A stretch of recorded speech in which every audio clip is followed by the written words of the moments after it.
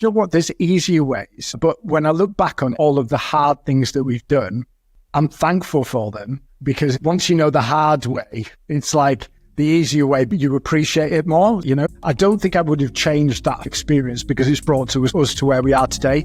And I guess I've got this kind of ethos of the obstacle is the way sometimes. And I think that you've got to go through those kind of failings to realize what you need to do. You're listening to Inside Commerce, a weekly e-com strategy, technology and CX focused podcast hosted by experienced digital consultants and re-platform specialists James Gedd and Paul Rogers. Get insights into e-com strategy of leading brands, hear from industry thought leaders and leading tech vendors with practical advice to help you improve your online CX. Hi everyone, welcome back to the Inside Commerce podcast sponsored by Shopify. More on those later on. Today it's just me, as James is busy preparing for a launch with one of his clients.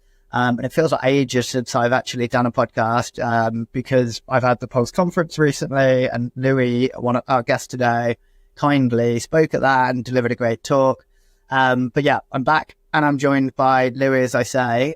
So firstly, Louis, really appreciated you speaking at Pulse, had amazing feedback, like super interesting talk. But just for those that didn't come to the event, why don't you give us a bit of an intro to yourself, ThruDark, how it all came about? Yeah, so ordinarily I'm a man of few words, and I think I said that when I came to do the talk with you guys. But I guess that my background is in special forces. I guess I've spent the majority of my adult life being a soldier. So from the age of probably 18 up until around probably 35. I was in the military. I spent the majority of my earlier career in the Royal Marines, and then I went on quite a cheeky selection course for Special Forces. So spent 8 years in Special Forces, and then upon leaving the military, we had the grand idea of trying to make a bang in the outdoor industry. So myself and Staz, the other co-founder, we left and started a new journey. And it's been another 8 years. Focusing ourselves on running a business and cutting some space out into that kind of outdoor industry. Great. And I guess what led you to want to start a brand? Like what from your kind of military background made you decide that, there was a space or a need? It feels like the brand is kind of aligned with your background.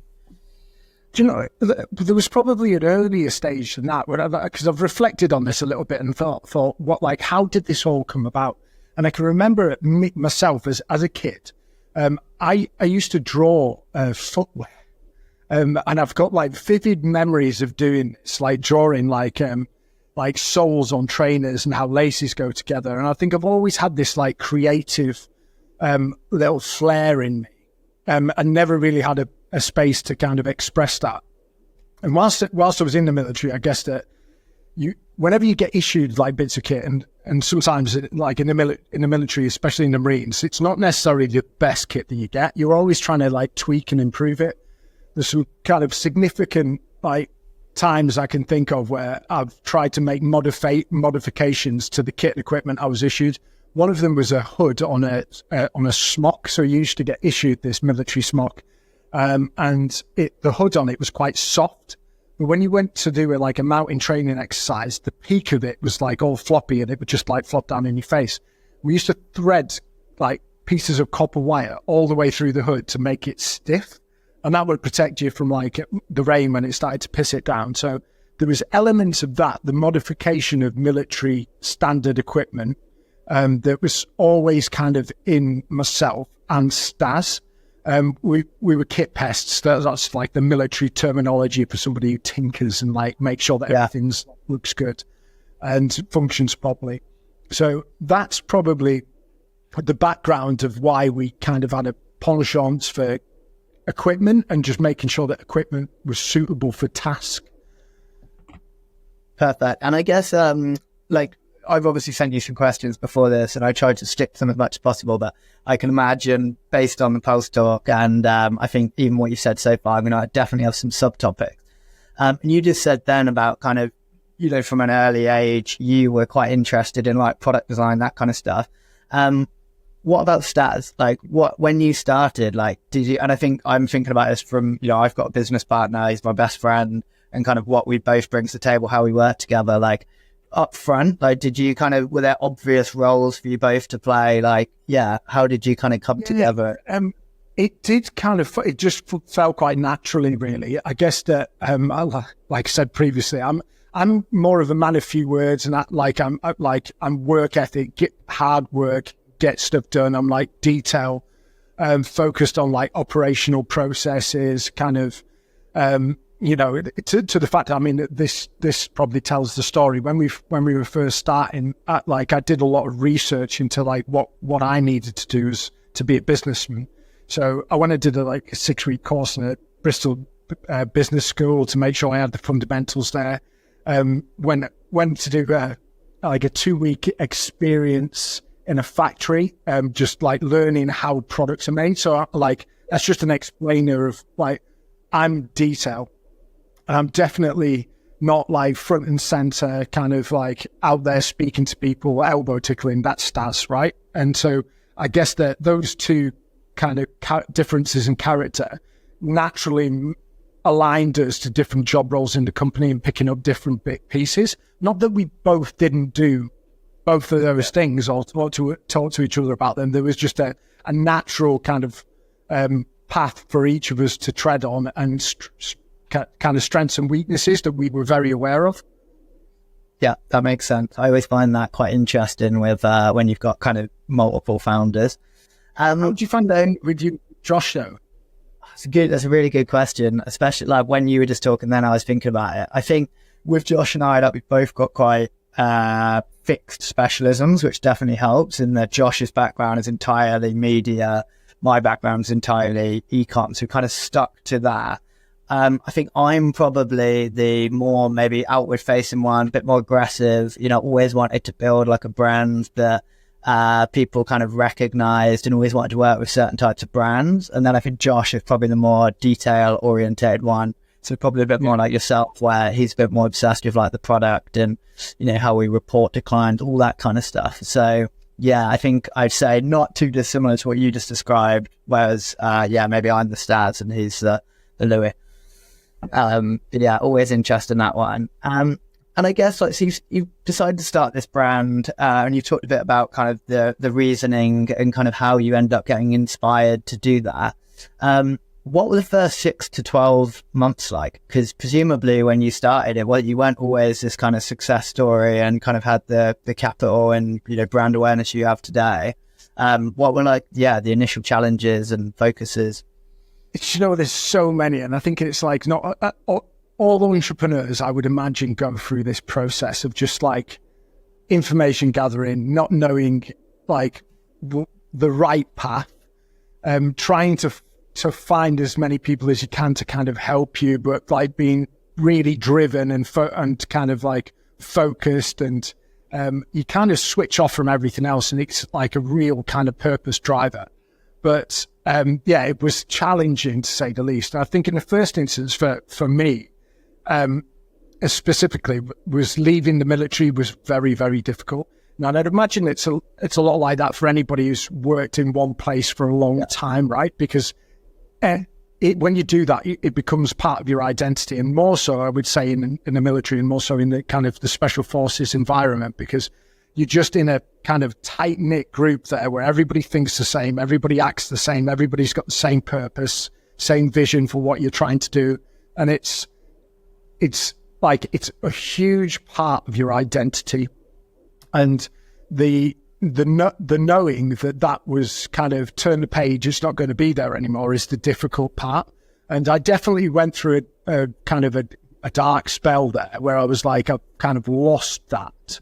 And fortunately for me, I guess the light at the end of the tunnel, and the thing that kept me on the straight and narrow, was I had something to focus on, and I had ThruDark to focus on. And I was hell bent. It wasn't even like I might do this or this is a plan B. It was like, this is the vision, and I'll do absolutely everything within my power to make it happen.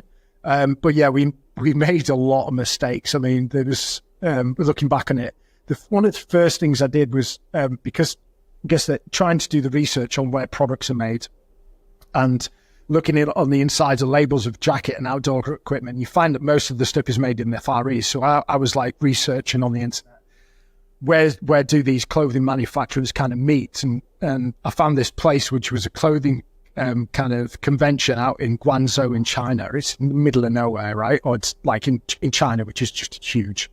And I just kind of got my balls in my hand, and I was like, maybe this is the way, and I'll seek out manufacturers this way. It was that was something that was quite, well, not naive. It was probably it was a solution that I thought was going to be the answer. It turns out it wasn't, but that was hard work, and just I guess some of the ideas that you have and knowing or being so enthusiastic about those working and then they're not working was the difficult kind of process to go through.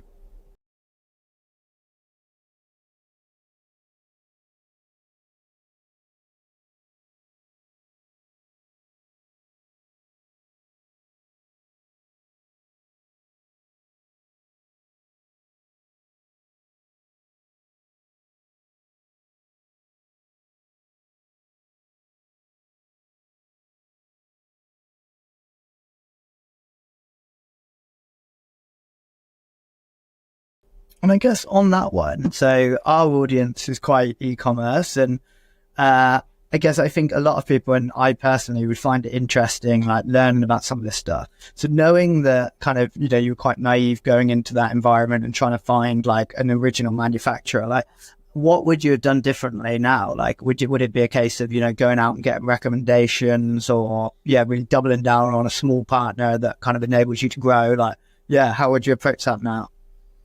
Do you know what? There's easier ways. But when I look back on it and I look at all of the hard things that we've done, I'm thankful for them, because it's like, once you know the hard way, it's like the easier way, because you appreciate it more, So it's like, I don't think I would have changed that whole experience, because it's brought us to where we are today. And I guess that, like, I've got this kind of ethos of that I steal from the Stoicism, but it's like the obstacle is the way sometimes. And I think that you've got to go through those kind of failings to realize what you need to do. So I've got no problem with sitting on that and going, that was kind of something to reflect on. It was a difficult process, and getting shut down was actually a good thing. So it's not bad. Okay, makes sense.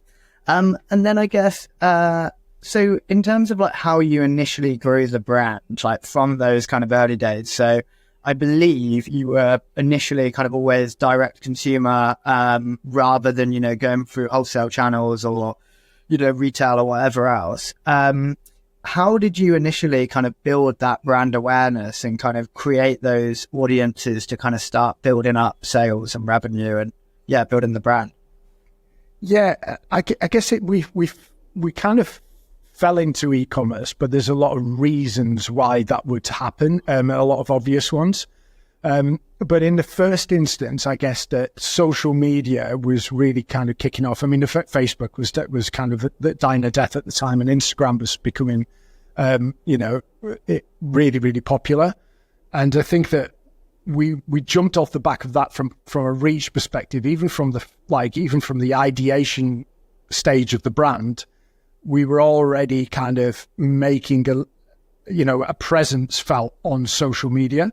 So I guess we jumped onto that kind of bandwagon and had a bit of a tailwind with it, and leaning into kind of other people with bigger profiles and stuff like that in the first instance of the brand anyway. But from the e-commerce perspective, and like our idea of setting up the store, I think it was the challenge is that margins are obviously difficult, and then when you're trying to share that margin with the wholesaler, you're going to suffer, right? So, and I guess that there's an authenticity you can have, but with a wide reach as well from an e-commerce platform, where it's like people can see, hear, feel the brand, and you can control that. Whereas if you start to go into wholesale, it's going to be a little bit difficult for you to be able to tell that story to as many people as you can. So I think just utilizing social media for what it was worth, and at the time, and really kind of utilizing that to skyrocket the the presence and awareness of the brand and looking aesthetic, but also having the platform with e-commerce and that being our distribution channels, it just kind of made sense for us. That makes sense. And you mentioned a little bit there around kind of leaning into people that had like bigger audiences, and I've certainly seen you guys featured on a lot of kind of high profile, not necessarily influencers, but high profile like Foxy and some of the other people that you've clearly worked with, Instagram. Was that something that you were able to kind of do early on because you had kind of prior relationships, or is that something you kind of built as you grow? Yeah, there was, I guess that being in special forces, it does open up doors that you wouldn't ordinarily have opened. And we've met, high profile people through those kind of open doors. So that's definitely helped us. And I guess that hopefully I'd like to think that our characters set us in good stead as well.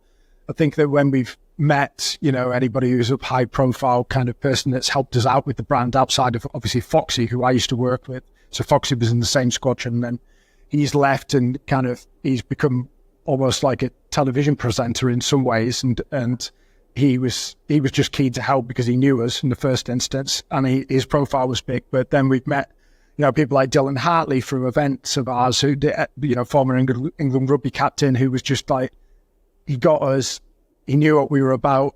He could feel the integrity and the passion in what we were trying to do. And he was just like, look, lads, if I can help out in any way, I will. The same with like Victoria Pendleton, which is a funny story really, because she's now become my fiance. Did you not know now? So yeah, I mean, so through Foxy, actually, we went to do kind of a ThruDark content haul, which usually involves us going on to to do an expedition like it was in the Lake District. I actually didn't make it to that particular one that Victoria got invited onto. Victoria Pendleton had recently done the SAS Who Dares Win show. Foxy was like, look, this girl's nails, like she's good to go. If you're looking for a female ambassador, I'd recommend inviting Victoria onto a shoot, and you get some content. Like she loves the idea of the brand and what you're trying to do. And I think that all went well. And then a little bit later down the line, I think she was asking Foxy, have you got any mates, And Foxy was like, well, yeah, as it happens, like you want to speak to Louis ThruDark. So yeah, long story short, and me and Victoria got together probably about another 9 months later than that. Oh, that's awesome. Yeah, great story. And then I guess, so I was going to come on to that a little bit more, but I might see if we've got time at the end to go into a bit more detail on that. Next question. I think James and I always really like this question and find it really interesting just because it's so different for like every founder we have on. But when you kind of initially started to see some growth and you started to build out the team, what were the roles that you prioritized, and kind of how did you build out that digital team as well? So, I mean, in the first instance, we were doing everything ourselves. I mean, I can remember trying to do things on the back end of a website. Obviously, we had somebody external to kind of help build that, but there was blocks and like, it was WooCommerce at the time, which is a terrible platform. I should say that. We should be selling Shopify, right? It was a fight trying to do everything on that platform and trying to do anything yourself and learn on the go as well. So it was really me and Stas just trying to find a way to do everything and learning little bits, but doing them probably just not doing them a disservice because we just didn't know enough about it. So then you get to a point where you're like, look, we've, affordability, how, like, can we afford to hire someone else? And actually, in the first instance, the first person we brought into the team was a photographer, just because we needed somebody to be able to take to get the content for us, and that was kind of the window into ThruDark as a brand, and that was super important actually to get that off to a start and set the standard for the visuals and how we come across. And it was Matt Hardy actually, but he was a multi-tool, as I'd like to say. He could do a load of other jobs. So there was the first instance, we've got like 4 or 5 like people who were just doing all of the things and just like being the Swiss Army knife of the business world, if you like, or of brand building. And then from an e-commerce perspective, we soon realized that we weren't the subject matter experts in that arena. And we were doing okay, but leaning into the web developer to try and change things. But it was all quite slow, and it was just a bit fumbly trying to get it across the line. And our founding investor, actually, Steve Clark, he's got an investment company. And part of his group, he had a guy in there called Ross Allsop, which I think you know Ross. Your friend. And Ross was working for the Clark Group, and we started to just utilize him kind of part time. But it was really quick how it went from a part time role into a full time role, and we really needed Ross. And Ross was really good for us in that growth phase, because he was a grafter. He was able to pick up different elements of the e-commerce kind of like arena and just kind of own it. So he pushed shifting for us, and he did do a good job in kind of forming the foundations of our e-commerce kind of platform and like the structure of everything in the first instance. So yeah, it's having those people is really, really like kind of useful. You need grafters in the first instance, because starting a business is a shift, and the more of that workload that you can share with somebody else who's got the same kind of enthusiasm, same work ethic is vital. And having people that can do multifaceted kind of skill sets is also the other key. Yeah, absolutely. And that takes us nicely on to the next question. So I first became aware of ThruDark through Chris and Ross at the Clark Group. And they went on, or like at that point, I think they were already invested in you guys, or they had already invested in you guys. And we'll come on to Chris in a second and his role now. But I guess at what point did you decide to take investment? What was kind of the driver and motivation for you to bring on the Clark Group in particular? It happened really quick, actually. We were still in the ideation, kind of formulating the brand stage. And I guess we were only probably about a year in, and we still weren't in a place where we had final products, So we were, not that we were spending much money, but I guess that we'd already committed fully personally. I mean, any savings that I had from the military were kind of in our bank account, shared with Stas, and we'd sold our motorbikes. We'd fully committed at this point to go, right, everything that we've got, we're going to put into this, bar our houses, which would have been the next step. And it was kind of fortune rather than anything else, and a little bit of fate, I guess, that we just knew Steve Clark, and didn't really understand what he did for a living. We knew he was a successful businessman, but didn't understand the fundamentals of what he actually did. And he kind of overheard what we were kind of planning, and over a beer and a burger, actually, in our local pub. And he was like, okay, right, I can see that you guys are kind of mustering up some ideas to do something when you've left the military here, but I'd like to know a little bit more and see if you've actually got some legs in it. So I think he just felt like he knew myself and Stas, knew that Special Forces guys were kind of credible, good to go, and then wanted to hear the idea. And does the idea make sense? So yeah, we went back to see Steve the next day, and it was a bit of a kind of, it wasn't a fag packet, but it was a picture of a whiteboard that we'd kind of done this schematic of a plan for what ThruDark was going to be. And we showed him it and said, look, this is the idea and this is the fundamentals. And he bought into it straight away. He was like, okay, well, I see you guys have got the potential for a niche. And we walked out of there with Steve being the founding investor. So it kind of just happened really short, sharp, and quick. We knew that we needed help. We knew that finances were going to accelerate what we were trying to do, because you quickly burn through cash.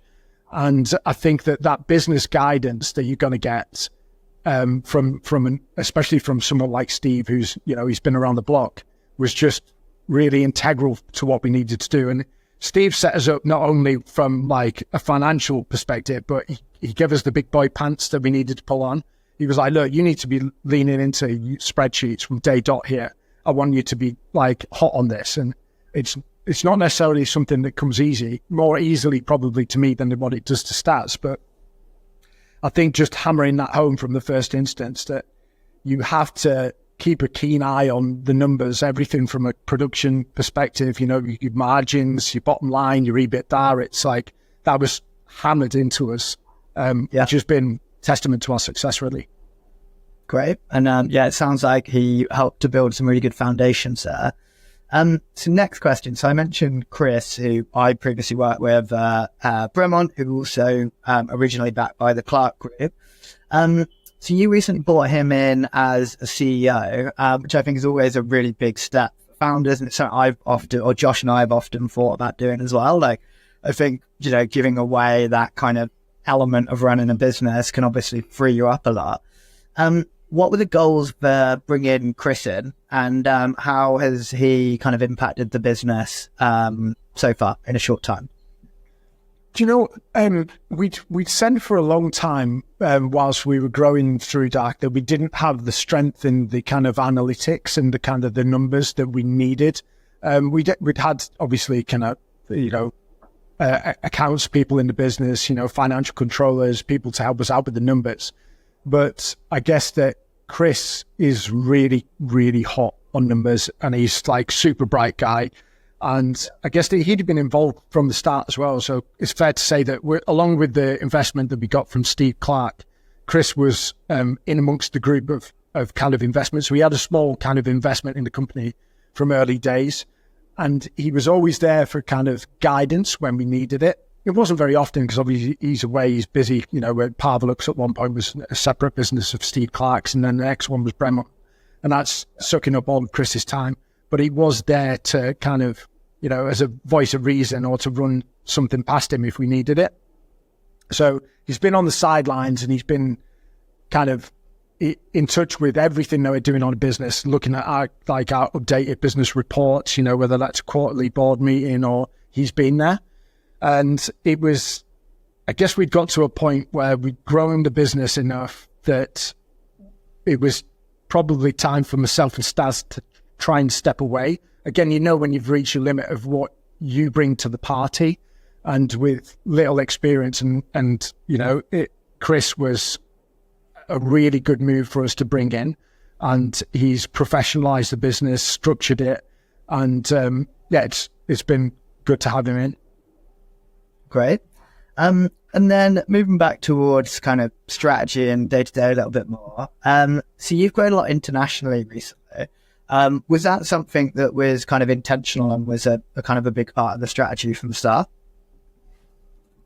Yeah, I guess that from day dot, really, we had a natural organic reach. And I think that the brand resonated with military in the first and foremost.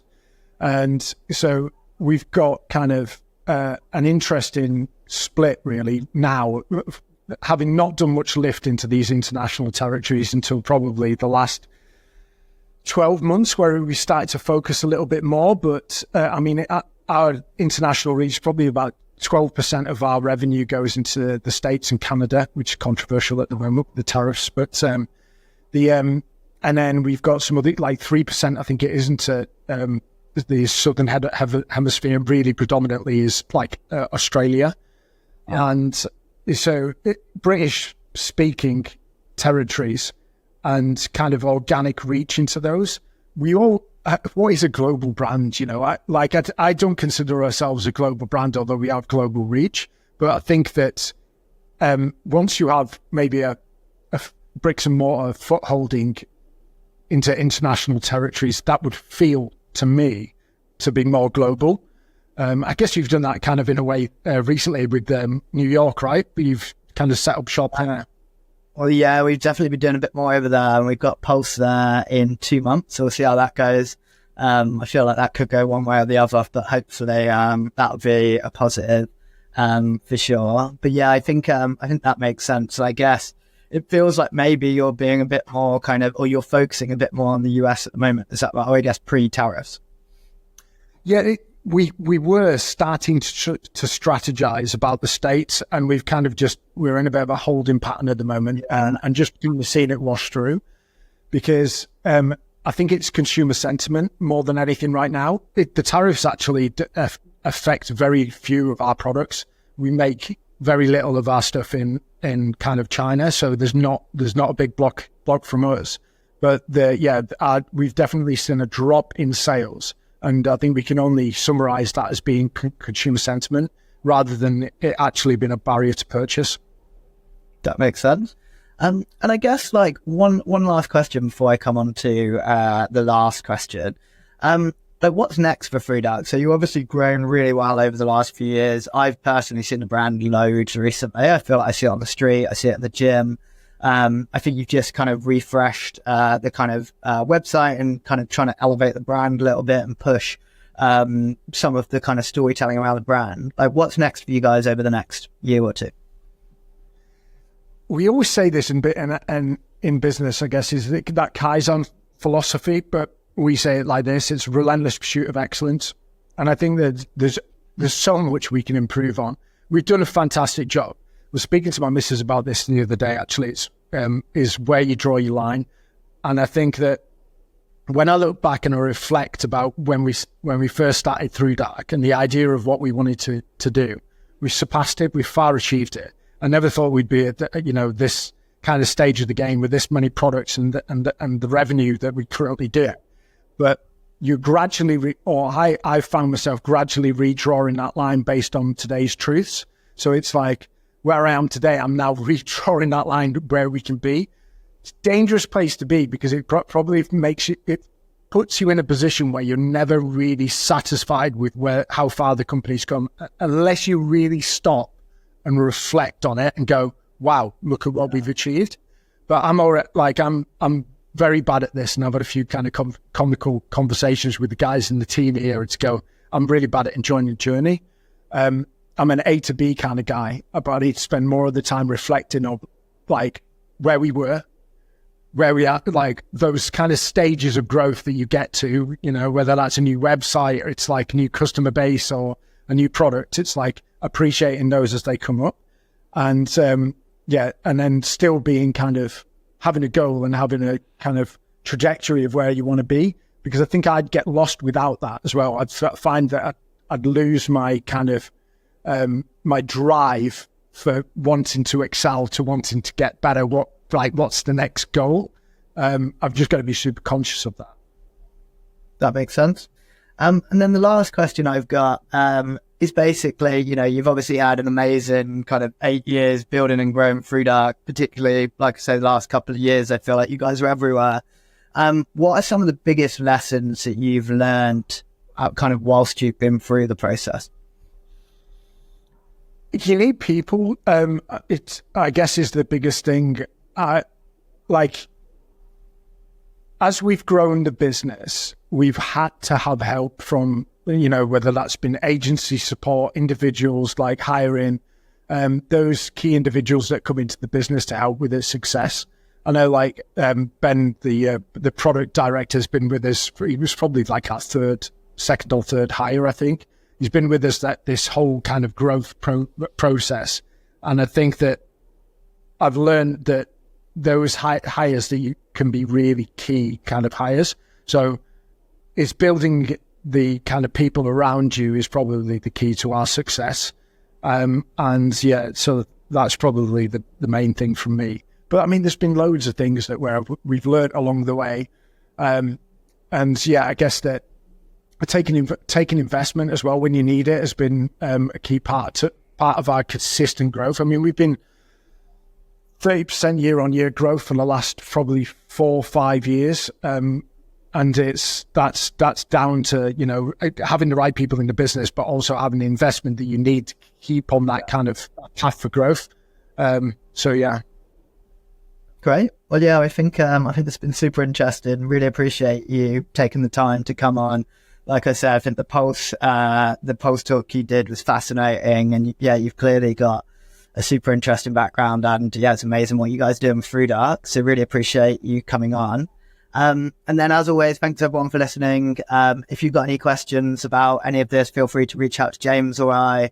And then, please like or subscribe, and we'll be back next week with another episode.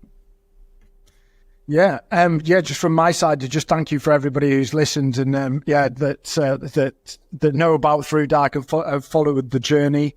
and anybody that's new to ThruDark. And also, it might be a good time for me to kind of get this in there here, but we're looking for an e-commerce kind of lead director with international experience. So if you know anybody, you hear of anybody on the grapevine, please feel free to reach out to either myself or to Chris Reynolds, the CEO, and let's see if we can get another team member in here.